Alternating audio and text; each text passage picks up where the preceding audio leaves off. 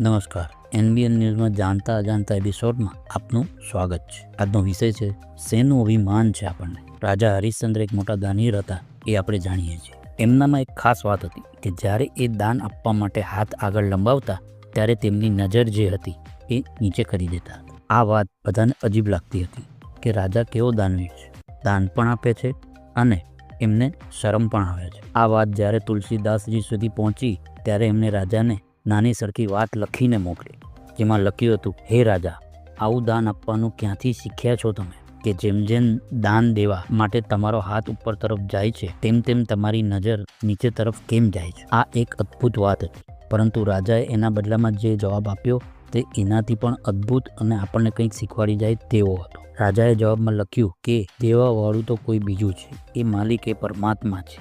એ રાત દિવસ આપે જ છે, પરંતુ લોકોને એમ છે કે હું આપી રહ્યો છું, રાજા આપી રહ્યા છે. પરંતુ રાજા આ વિચારીને શર્મનાક થઈ જાય છે અને મારી આંખો નીચે જતી રહે છે. એ જ કરે છે અને એ જ કરાવે છે. તો હે માણસ, તું કેમ આટલો અભિમાન કરે છે? એક શ્વાસ બી આપણા હાથમાં નથી, એ જ સુવાડે છે અને એ જ જગાડે છે. એક વાત વિચારો કે આપણને દીધું પહેલાં છે કે આપણે દીધું પહેલાં છે? ભગવાને આપણને પહેલાં દીધું, પછી જ આપણે કોઈકને દીધું છે. તો પછી કઈ વાતનું અભિમાન છે આપણને? ધન્યવાદ. આવા જ નવા એપિસોડ સાથે ફરી હાજર થઈશું. નમસ્કાર.